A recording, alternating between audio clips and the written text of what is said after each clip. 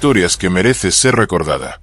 Corría el final de 1942 cuando un submarino estadounidense llamado Wahoo navegaba por las aguas del Pacífico con un historial mediocre. Dos patrullas de guerra habían producido resultados decepcionantes bajo el mando del teniente comandante Marvin Kennedy. Los torpedos fallaban, las oportunidades se desperdiciaban, y la moral de la tripulación se desmoronaba lentamente. Kennedy era meticuloso, quizás demasiado cauteloso para una guerra que exigía audacia. La tripulación lo sabía. Los altos mandos también. El Wahoo necesitaba un cambio radical, y ese cambio llegaría en la forma de un hombre con apodo de personaje de cómic y carácter de acero templado. Dudley Walker Morton era todo lo que Kennedy no era. Nacido en Owensboro, Kentucky, en 1907, Morton había ganado el apodo de Moose Moose en la Academia Naval por su mandíbula cuadrada y boca prominente que le daban un parecido sorprendente con un personaje del cómic Mon Mullins. Con el tiempo, ese apodo se redujo simplemente a Moose, y bajo ese nombre forjaría una leyenda. Cuando Morton asumió el mando del Wahoo el 31 de diciembre de 1942 en Brisbane, Australia, pronunció un discurso que electrificó a la tripulación. Sus palabras eran simples pero contundentes. El Wahoo era prescindible, su trabajo era hundir barcos enemigos, investigarían cada rastro de humo en el horizonte, y si resultaba ser japonés, lo cazarían y lo destruirían. Esta filosofía representaba una ruptura fundamental con la doctrina submarina convencional. Mientras otros comandantes priorizaban la supervivencia y operaban con cautela extrema, Morton predicaba el ataque incesante. Había algo más que palabras en su aproximación. Instituyó cambios revolucionarios en cómo operaba el submarino. En lugar de comandar desde el periscopio como era costumbre, Morton delegó esa responsabilidad en su oficial ejecutivo, el teniente Richard O'Kane, mientras él se concentraba en la visión táctica general del combate. Esta inversión de roles permitió que los ataques fueran más coordinados, más rápidos y devastadoramente efectivos. La tercera patrulla del Wahoo, bajo Morton, se convertiría en la prueba de fuego que definiría tanto al submarino como a su comandante. El 16 de enero de 1943, el Wahoo partió hacia la base de suministros japonesa en Wewak, en la costa norte de Nueva Guinea. El problema era que no tenían cartas náuticas del puerto. Por pura casualidad, un miembro de la tripulación había comprado un atlas barato en Australia que incluía un pequeño mapa de Nueva Guinea con una marca que decía Wewak. Con ese recurso rudimentario como única guía, Morton trazó lo impensable: penetrar directamente en aguas enemigas fuertemente defendidas. El 24 de enero, el Wahoo avistó un destructor japonés escoltando submarinos. Morton disparó 3 torpedos que fallaron. El destructor viró directamente hacia ellos. En ese momento crítico, con el enemigo aproximándose a velocidad de embestida, Morton hizo algo que desafiaba todo protocolo.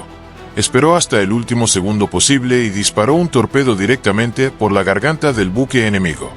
El torpedo impactó y partió al destructor por la mitad. Era la primera vez en la guerra que un submarino estadounidense lograba un disparo frontal exitoso contra un destructor, una maniobra que Morton convertiría en su firma táctica. Días después, el Wahoo interceptó un convoy japonés. Lo que siguió fue una batalla de 14 horas que quedó grabada en los anales de la guerra submarina. Morton persiguió implacablemente al convoy, enfrentándose al fuego enemigo desde todas direcciones. Cuando terminó, el Wahoo había hundido el carguero Buyomaru, el Fukuei Maru y otro buque más. Pero fue en el hundimiento del Buyomaru donde ocurrió el incidente que empañaría para siempre la reputación de Morton. El Buyomaru transportaba 1.400 soldados japoneses y 491 prisioneros de guerra, principalmente hindúes del regimiento de Punjab. Cuando el torpedo del Wahoo impactó el buque, los sobrevivientes se lanzaron al agua y ocuparon aproximadamente 20 botes salvavidas. Según múltiples testimonios, incluido el del propio O'Kane, Morton ordenó abrir fuego con ametralladoras contra los supervivientes en el agua y los botes salvavidas. La justificación que Morton dio a su tripulación era clara. Cada soldado enemigo que llegara a tierra podría costar una vida estadounidense. Sin embargo, esta acción violaba directamente la Convención de La Haya de 1907, que prohibía el asesinato de náufragos bajo cualquier circunstancia. El resultado fue devastador. 87 soldados japoneses y 191 prisioneros de guerra aliados murieron por el fuego del Wahoo. Los registros japoneses posteriores confirmarían que 1.121 soldados fueron rescatados junto con el resto de los prisioneros. Algunos historiadores, incluido el almirante Charles Lockwood, comandante de la Fuerza Submarina del Pacífico, defendieron a Morton argumentando que los soldados japoneses habían abierto fuego primero contra el Wahoo con rifles y ametralladoras desde los botes. El historiador Clabler sostendría más tarde que Morton abrió fuego primero y los náufragos respondieron con pistolas. O'Kane, que años después recibiría la Medalla de Honor, reconocería que este incidente probablemente impidió que Morton recibiera la misma distinción máxima. Pero esta controversia no detuvo la carrera meteórica del Wahoo. Cuando regresaron a Pearl Harbor el 7 de febrero de 1943, llevaban una escoba atada al mástil del periscopio, la señal tradicional de una limpieza total de todos los objetivos encontrados. También llevaban un estandarte rojo con el lema «Dispárale a esos hijos de puta», dejando perfectamente claro cuál era la filosofía de combate de Morton. El almirante Chester Nimitz reconoció personalmente su impacto, otorgándole una estrella de oro en lugar de una segunda cruz de la Marina. Las patrullas cuarta y quinta del Wahoo consolidaron su reputación como el submarino más agresivo del Pacífico. En la cuarta patrulla, Morton llevó al Wahoo al Mar Amarillo, aguas consideradas demasiado peligrosas por otros comandantes. En solo 10 días del 23 de febrero al 21 de marzo de 1943, el Wahoo hundió múltiples cargueros japoneses incluyendo el Zogen Maru, el Ozan Maru, el Nitsu Maru y el masivo Teiso Maru de más de 9.000 toneladas. La quinta patrulla fue igualmente devastadora. Morton ejecutó 10 ataques con torpedos contra 8 objetivos diferentes, demostrando una capacidad operativa que superaba ampliamente a cualquier otro submarino de la flota. A lo largo de 3 patrullas sucesivas, culminando en esa celebrada quinta misión, el Wahoo hundió más de 93.000 toneladas largas de embarcaciones y dañó otras 30.000 toneladas adicionales. Eran números sin precedentes. El Wahoo acumuló 6 estrellas de batalla, un testimonio tangible de su efectividad mortal. Pero esta efectividad tenía un precio que pocos comprendían entonces. Morton no solo hundía barcos, transformaba la doctrina submarina estadounidense. Demostró que los submarinos podían emerger y enfrentarse a buques enemigos con cañones de cubierta, una maniobra de alto riesgo que exponía el submarino a contraataques directos. En una ocasión, después de gastar todos sus torpedos, Morton se negó a regresar a casa mientras todavía tuviera munición para el cañón de cubierta. Atacó un convoy de 8 barcos en superficie usando solo ese cañón, dañó varios buques enemigos y apenas escapó cuando un destructor lo atacó con cargas de profundidad. Incluso intentó bombardear una refinería japonesa disparando sobre una montaña. Ningún submarino estadounidense había operado con tal ferocidad descontrolada. Esta agresividad extrema inspiró a toda la fuerza submarina. Otros comandantes comenzaron a adoptar las tácticas de Morton. Richard O'Kane, que sirvió como oficial ejecutivo del Wahoo durante 5 patrullas, absorbió cada lección. Cuando O'Kane asumió el mando de su propio submarino, el USS Tam, en octubre de 1943, aplicaría todo lo aprendido con Morton para convertirse en el comandante submarino más exitoso de toda la guerra, hundiendo 33 barcos. El Tang establecería récords que resistirían décadas, pero O'Kane tendría apenas 4 días de mando cuando ocurriría la tragedia que sellaría el destino del Wahoo. La sexta patrulla del Wahoo en agosto de 1943 fue un fracaso completo, pero no por falta de agresividad de Morton. El problema eran los torpedos Mark 14, que habían plagado a los submarinos estadounidenses desde el inicio de la guerra. Durante los primeros 4 días de esa patrulla, el Wahoo avistó y persiguió 12 objetivos, atacó 9 de ellos y no hundió absolutamente nada. 10 torpedos definitivamente salieron a la superficie de manera errática, tuvieron recorridos impredecibles o simplemente fueron duds que no explotaron. Otros fallaron y probablemente también estaban defectuosos. La frustración de Morton era palpable. La patrulla fue terminada prematuramente. Esta experiencia llevó a Morton a tomar una decisión crucial para su séptima patrulla. En lugar de cargar los problemáticos Mark 14 de vapor, eligió los nuevos torpedos eléctricos Mark 18. Estos torpedos no dejaban estela de burbujas, ofreciendo un perfil de ataque más sigiloso, aunque seguían siendo en gran medida no probados en combate. Era una apuesta arriesgada, pero Morton estaba dispuesto a correrla porque el objetivo de esta séptima patrulla era quizás el más ambicioso y peligroso que cualquier submarino estadounidense hubiera intentado: penetrar en el Mar de Japón. El Mar de Japón representaba el santo grial de las operaciones submarinas en el Pacífico.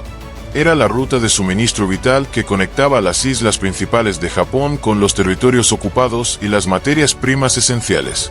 Interrumpir esta línea de vida prometía resultados extraordinarios. Pero los estrechos de acceso eran traicioneros: aguas poco profundas, campos de minas, patrullas aéreas constantes y buques antisubmarinos que vigilaban cada entrada como halcones. El estrecho de la Pérouse, entre la isla japonesa de Hokkaido y la isla rusa de Sajalín, era particularmente peligroso. Solo tenía 40 kilómetros de ancho en su punto más estrecho, y los japoneses lo consideraban un corredor vigilado. El 9 de septiembre de 1943, el Wahoo partió de Pearl Harbor. El 13 de septiembre hizo escala en Midway para repostar combustible, y luego desapareció en el vasto Pacífico. Mantuvo silencio de radio absoluto, como ordenaban sus instrucciones. El plan era claro: entrar al Mar de Japón a través del estrecho de la Pérouse alrededor del 20 de septiembre, operar en aguas enemigas hasta el 21 de octubre, y luego salir reportando por radio después de cruzar la cadena de Islas Kuriles en ruta a Midway. Durante esas semanas de silencio, Morton hizo lo que mejor sabía hacer: hundir barcos. Los registros japoneses posteriormente acreditarían al Wahoo con 4 hundimientos que totalizaban aproximadamente 13.000 toneladas, incluyendo el buque de transporte de pasajeros y carga Konron Maru, cuya pérdida fue anunciada por la agencia de noticias Domei el 5 de octubre. El ataque al Konron Maru mató a 544 personas, incluyendo 2 miembros de la Cámara de Representantes japonesa. Pero estos éxitos sellaron el destino del Wahoo. El 11 de octubre de 1943 amaneció con el Wahoo navegando en superficie a través del estrecho de la Pérouse. Era la ruta más rápida para salir después de una operación exitosa, pero también la más expuesta. Morton sabía que estaba corriendo un riesgo calculado. Lo que no sabía era que las fuerzas japonesas habían intensificado dramáticamente las patrullas en ese estrecho específicamente para detectar submarinos estadounidenses. Los registros japoneses reconstruyen lo que sucedió con detalle escalofriante. Alrededor de las 7:30 de la mañana, un avión de patrulla antisubmarina avistó un submarino en superficie en el estrecho. El avión atacó inmediatamente, lanzando 3 cargas de profundidad. Al menos una, posiblemente 2, impactaron cerca de la torre de mando del Wahoo. El submarino intentó sumergirse de emergencia, pero el daño ya estaba hecho. Lo que siguió fue una persecución implacable que duró 7 horas. Un segundo avión localizó al submarino por la estela de burbujas que dejaba y lanzó 4 bombas más. 5 buques de superficie y varios aviones adicionales se unieron al ataque, lanzando otras 40 bombas y cargas de profundidad. A las 12:30 del mediodía, manchas de aceite comenzaron a aparecer en la superficie mientras el Wahoo se movía lentamente hacia el oeste. A la 1:30 de la tarde, el submarino se había detenido completamente. El final llegó a las 4:30 de la tarde. 2 bombas más causaron que el submarino erupcionara en una espuma de aceite y aire comprimido. El Wahoo se había ido, llevándose consigo a 80 hombres, incluido el comandante Dudley Moose Morton. No hubo supervivientes. No hubo transmisiones finales. Solo silencio. El 2 de diciembre de 1943, cuando el Wahoo no logró reportarse, fue declarado atrasado. El 6 de diciembre fue eliminado del registro de buques navales. La pérdida del Wahoo y Morton causó ondas de choque profundas en toda la fuerza submarina. Hasta ese momento, Morton había sido acreditado con hundir 17 barcos por 100.000 toneladas, más que cualquier otro comandante submarino de la guerra. La contabilidad de posguerra ajustaría estos números a 19 barcos por aproximadamente 55.000 toneladas, dejando a Morton como uno de los 3 mejores comandantes en términos de barcos individuales hundidos. La reacción fue inmediata y dramática. Todas las incursiones submarinas adicionales al Mar de Japón cesaron completamente. No sería hasta junio de 1945 con equipos especiales de detección de minas, que los submarinos estadounidenses regresarían a esas aguas. La pérdida de Morton y el Wahoo había demostrado que incluso el más agresivo y exitoso podía ser derrotado. El precio de la audacia extrema finalmente se había cobrado. Para las familias de los 80 tripulantes, comenzó una larga espera sin respuestas. La notificación formal de la Marina en diciembre de 1943 simplemente declaraba que el Wahoo estaba atrasado y se presumía perdido. Informes conflictivos y ninguna evidencia física dejaron el destino del Wahoo abierto a especulación durante décadas. El análisis de posguerra de registros japoneses ofreció pistas cruciales. Un informe de patrulla aérea que describía un ataque en el estrecho de la Pérouse en octubre de 1943 proporcionaba un relato plausible. Pero las realidades de la Guerra Fría hicieron que el sitio propuesto del naufragio, dentro de un estrecho estratégicamente sensible entre Rusia y Japón, fuera efectivamente inaccesible para buzos y barcos de investigación occidentales. El caso se desvaneció en notas al pie, complicado por posicionamientos geopolíticos. La marea comenzó a cambiar a mediados de los años 90. En 1995 se formó el grupo del Proyecto Wahoo, liderado por Brian McKinnon, sobrino nieto del comandante Morton, trayendo motivaciones personales a una búsqueda técnica. El equipo enfrentó la tarea de reconciliar archivos aliados y japoneses fragmentados con cartas del lecho marino cambiantes y coordenadas de guerra inconsistentes. Escudriñaron informes de patrullas de guerra de submarinos estadounidenses y los cotejaron contra registros japoneses de operaciones antisubmarinas en el estrecho. Este trabajo demandó asociaciones inusuales. Investigadores estadounidenses proporcionaron experiencia archivística, extrayendo cada detalle posible sobre los movimientos finales del Wahoo. Historiadores japoneses tradujeron y contextualizaron registros de guerra y reportes posteriores a la acción, restaurando la otra mitad de la línea temporal. Miembros australianos contribuyeron conocimiento técnico de buceo crucial para planear una búsqueda viable. Equipos oceanográficos rusos con acceso único al estrecho de la Pérouse suministraron las capacidades de investigación del lecho marino necesarias para probar el rastro de papel contra el fondo del mar. Una figura resultó especialmente influyente.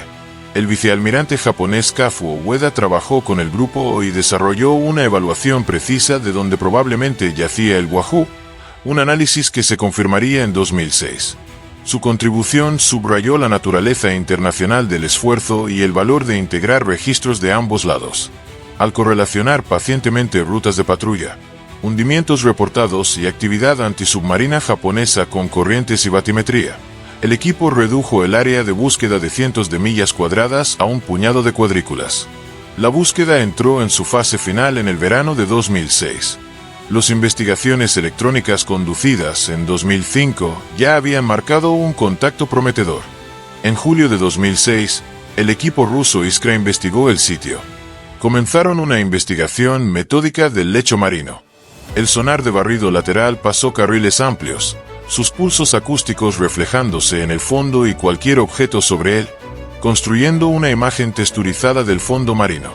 Los operadores escrutaron cada retorno buscando la silueta de un submarino clase Gato. La profundidad, aproximadamente 65 metros, era manejable, pero corrientes poderosas podían arrastrar el sensor remolcado fuera de línea y difuminar las imágenes. 63 años de crecimiento marino podían suavizar contornos y enmascarar características distintivas. Después de días de búsqueda, apareció un objeto largo y delgado vertical en el fondo. Sus dimensiones coincidían con la clase del Wahoo. El equipo lanzó un vehículo operado remotamente para confirmación visual. El ROV descendió a través de agua turbia, sus luces cortando un cono estrecho. El naufragio se resolvió en vista, intacto y descansando en una quilla uniforme. La cámara se desplazó lentamente por el casco, luego se asentó en la torre de mando. Allí estaba la evidencia decisiva. Una gran sección de la torre estaba destrozada y rasgada. El daño era consistente con un impacto directo de una bomba aérea cerca de la torre de mando, tal como se describía en el informe de patrulla japonés de 1943. El 31 de octubre de 2006, la Marina de Estados Unidos confirmó oficialmente que el naufragio era el USS Wahoo. Doug Morton, hijo del comandante, expresó gratitud. La familia Morton está emocionada de que habrá cierre a la pérdida de nuestro padre. La pérdida de un submarinista famoso que fue amado por su familia y tripulación ha sido muy difícil. No había intenciones de rescatar o entrar al naufragio. El Wahoo permanecería como la tumba de guerra de sus 80 tripulantes. Hoy, un memorial se encuentra en el Cabo Soya, no lejos de donde los artilleros japoneses avistaron por primera vez al Wahoo. La inscripción está escrita tanto en japonés como en inglés. Cuando el Wahoo se perdió, era el submarino de mayor puntuación en la Marina de Estados Unidos. 80 estadounidenses duermen en el estrecho de Soya, 21 kilómetros al noreste de aquí. Muchos japoneses duermen en el mar de Japón por los ataques del Wahoo. El descubrimiento del USS Wahoo cerró un capítulo trágico en la historia naval. Para las familias de los 60 tripulantes, la confirmación oficial trajo un cierre largamente esperado y afirmó la valentía del comandante Morton y su tripulación. El Wahoo ganó 6 estrellas de batalla por el servicio en la Segunda Guerra Mundial, un récord construido sobre liderazgo audaz y los límites de la tecnología de guerra. Las tácticas agresivas del submarino lograron un éxito notable, pero llevaban un riesgo inmenso. La historia del USS Wahoo es más que la historia de un submarino hundido. Es la historia de cómo la guerra empuja a los hombres más allá de todos los límites, cómo la audacia puede transformar doctrinas enteras de combate, y cómo el precio del heroísmo a menudo se paga en las profundidades oscuras donde nadie puede verlo. Dudley Moose Morton cambió para siempre la guerra submarina, inspiró a una generación de comandantes que vendrían después de él, y demostró que la agresividad calculada podía derrotar incluso a enemigos superiores en número. Pero también demostró que existe un límite, un punto donde incluso el más audaz debe enfrentar las consecuencias de desafiar constantemente al destino. El Wahoo y sus 80 hombres descansan ahora en las profundidades del estrecho de la Pérouse, un recordatorio silencioso de que en la guerra, la línea entre la gloria y la tragedia es tan delgada como el casco de un submarino. Sus hazañas nunca serán olvidadas, y su sacrificio permanece como testimonio del coraje de aquellos que se adentran en las profundidades para defender a su nación. Si esta historia te ha impactado tanto como a nosotros, si crees que el legado del USS Wahoo y su tripulación merece ser recordado, suscríbete ahora, porque hay muchas más historias como esta esperando ser contadas, historias de submarinos legendarios, comandantes audaces y sacrificios que cambiaron el curso de la historia. Dale like si te gustó el video y compártelo con quienes aprecian la verdadera historia naval. Nos vemos en el próximo video, donde continuaremos explorando los ecos del naufragio que resonaron a través de los océanos.